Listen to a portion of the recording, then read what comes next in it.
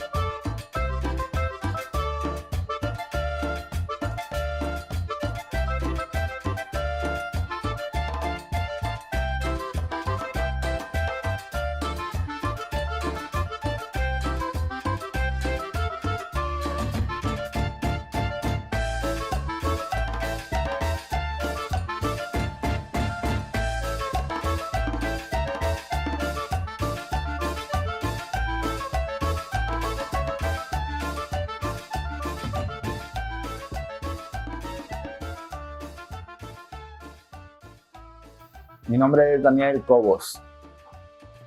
Pues fíjate que nací en Guadalupe, pero pues cada año mi familia se cambiaba de casa. No sé si siempre quise abrir un restaurante de tacos, pero siempre me gustó la idea de una fondita.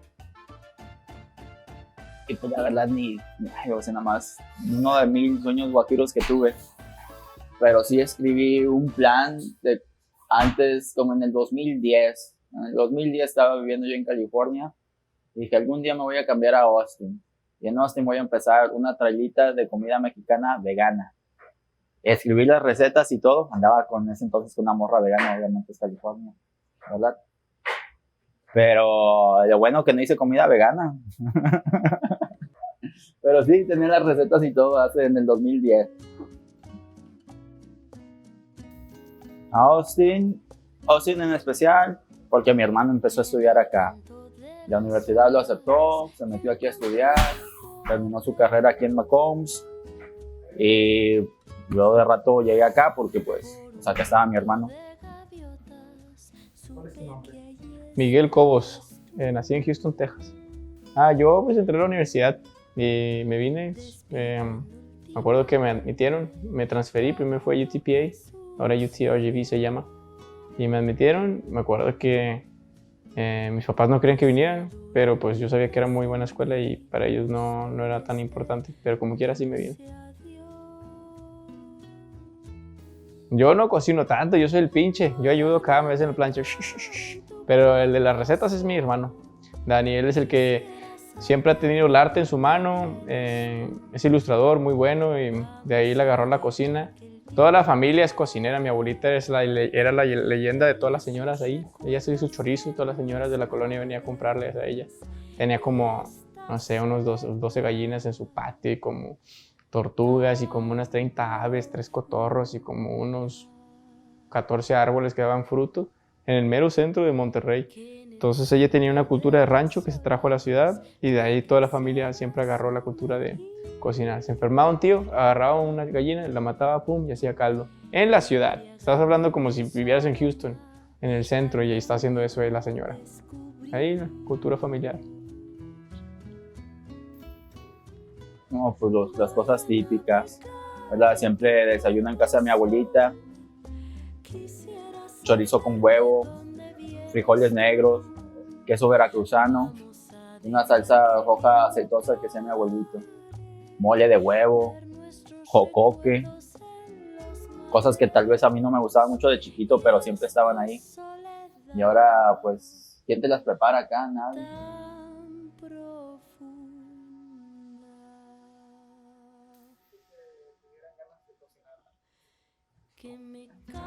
El hambre, la renta. Siempre, no sé, desde familia creo, se le atora a alguien algo y mi abuelita empezó a vender chorizo. Tenía una tiendita de abarrotes y como quiera necesitaba dinero y vendía chorizo. Mi tía Angelina igual. De hecho, yo también vendía el chorizo con la receta de mi abuelita de puerta en puerta. Me acuerdo que también de chiquito quería yo un control más para el Nintendo 64 para jugar con mis amigos y pues iba al mercado y compraba dulces y los revendía de puerta en puerta. Siempre la comida vi que dejaba dinero No es de que pensaba que me iba a dedicar a cocinar, pero sí siempre me sacó de un apuro.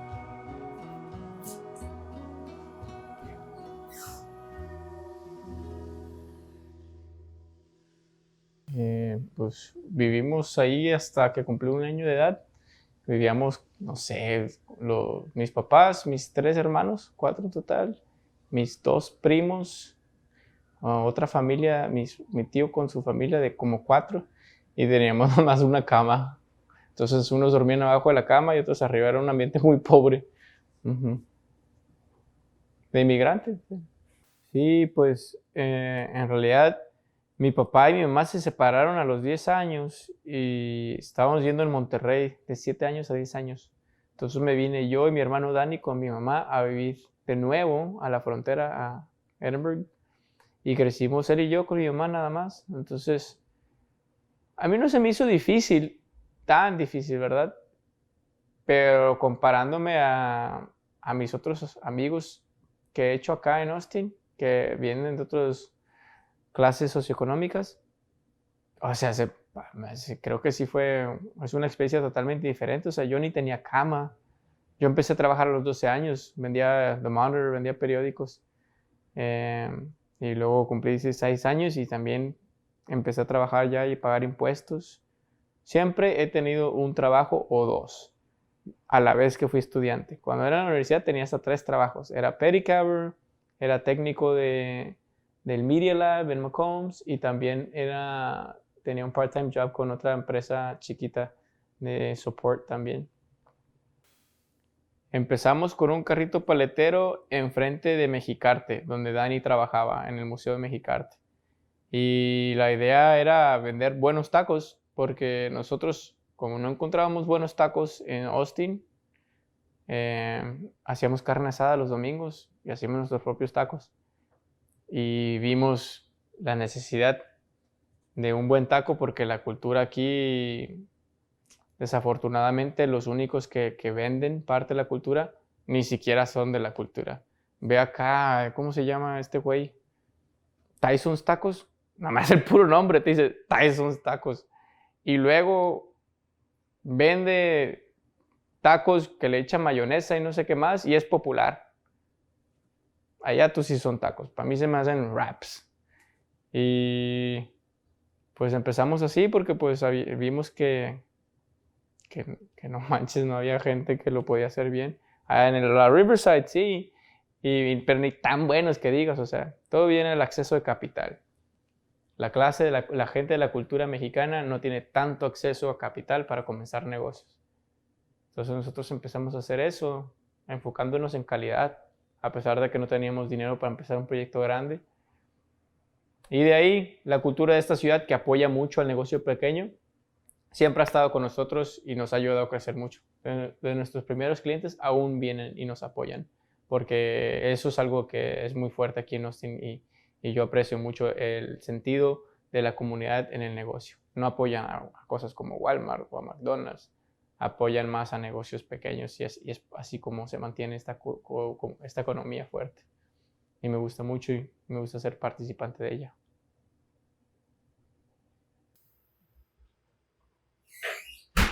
Simplemente pues no estoy tratando de innovar nada, simplemente estamos tratando de hacer las cosas bien. No sé si otra gente quiere inventarse cosas, yo la verdad creo que pues para qué, si ya hay comida bien rica. Trato de encontrar la mejor versión y hacerla poniéndole atención.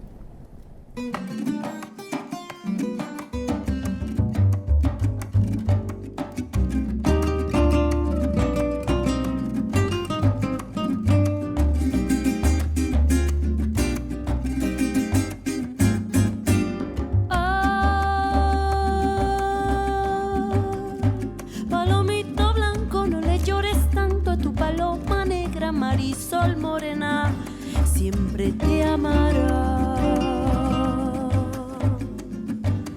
Ay, ese tuyo llanto se convierte en canto y va a ser escuchado por el cielo y pronto libre volarás. Ay,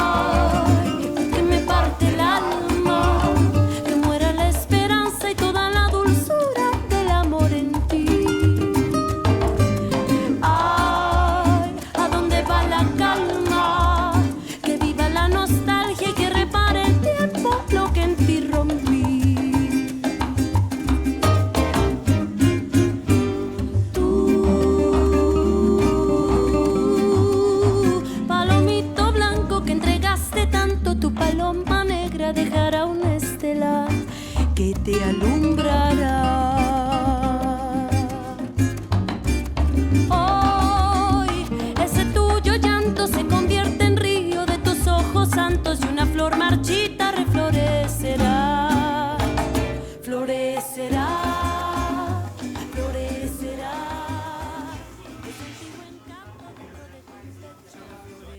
Bueno, pues no creo que sea 100% auténtica porque no sigue exactamente el pie de la letra, pero sí es auténtico porque sí sigue las normas del platillo. O sea, la tortilla sí la hacemos nosotros, aunque la hacemos un poquito más gorda que los normales, sí la hacemos nosotros, sí la amasamos. El pastor tampoco es tan tradicional que digas porque mucha gente no hace el adobo del pastor tan grueso como el de nosotros, tan denso, pero lleva los mismos ingredientes. Entonces tiene sus toques como cualquier otra taquería en México que le varía poquito. Entonces eso es lo que lo hace auténtico, que no es como que si estamos inventando un platillo nuevo, pero sí estamos metiéndole el propio sazón, o sea, el talento de la práctica. Y eso es lo que yo digo que es la autenticidad. Pues no sé, depende de cómo miras la grandeza.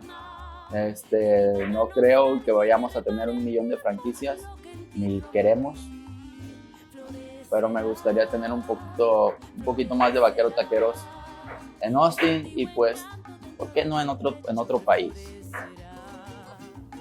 Yo diría que seríamos más como un Franklin's que como un Torchy's. Torchy's consiguió inversionistas, está creciendo un montón, como un Taco Bell, ¿no? El interés es el dinero. Franklin's, el interés es la cultura. Tiene un lugar, encuentra maneras de generar ingresos por otras partes, otros canales. Ahora vende sus smokers. Es un esfuerzo colaborativo, no es de una persona. Entonces se dan ideas, se rebotan con alguien, te dicen que sería mejor así, se escucha y se va formulando una buena idea. Ese diseño del menú fue un cliente de nosotros. Venía a comer los tacos, pensó que no teníamos logo, ya teníamos, pero no teníamos un logo que se mostraba en la trailer, solamente digital. Y se aventó un logo del vaquero y nos lo regaló. Al principio no nos gustó porque se veía muy whitewash, muy gringo. Entonces mi hermana decía, no, es que se ve obviamente, es Día de los Muertos, o sea, eso no es mexicano, pero no es para que represente toda la cultura mexicana. Que estoy de acuerdo, pero también en el mercado la mayoría es blanca. Todos les fascinó el diseño y dijimos, pues sí, deberíamos usarlo porque a toda la gente le gusta y es el mercado el que decide, no es uno. Pues esto todo, fíjate que todo ha sido amigos, clientes, eso se lo aventó un cliente, pero todos nos ayudaron a construir esto. O sea, realmente nuestro lema es tacos, comunidad y cultura, y pues la comunidad es lo que nos ayuda a construir todo esto. Nosotros ni dinero, no sabemos nada de nada. Mi amigo me ayudó a soldar las mesas, a pintarlas. Estas mesas son del vecino. Otros me ayudaron a tumbar todo, poner el techo, poner el piso. Todo. No, claro que sí, o sea, de hecho, ahorita estamos formando una alianza con otras taquerías porque al fin ya hay un movimiento. Casi todos somos jóvenes. Taquero. La Alianza Taquera de Austin, The Austin Taco Alliance. Y entre todos nosotros nos apoyamos, por ejemplo, como si hay un vendedor, minoría, latino, que vende cosas, nos organizamos entre todos para venderlos en nuestras localidades, como Keep Austin Spicy. Son unos dulcitos con chiles, polvos, tamarindos mexicanos. Todos los vendemos. Y así nos apoyamos en el negocio. Aquí se acaba de poner un compadre que vende café. Y también sin problema ya estamos construyendo aquí un paticito atrás, pues para levantarnos, porque todo el mundo es un negocio y lamentablemente si no hay acceso al negocio no hay prosperidad, no se construyen bienes. Y tenemos que apoyarnos mutuamente para que se distribuya bien los bienes que existen en la sociedad hacia los que no los tienen.